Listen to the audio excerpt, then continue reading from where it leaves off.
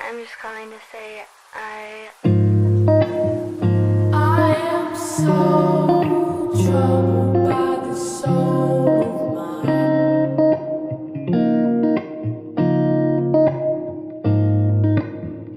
I've said those words so many Afternoon guys, ayan na. Ito na yung part 3 na natapos ko na yung headlight. Ayan mga guys. Okay na siya. times.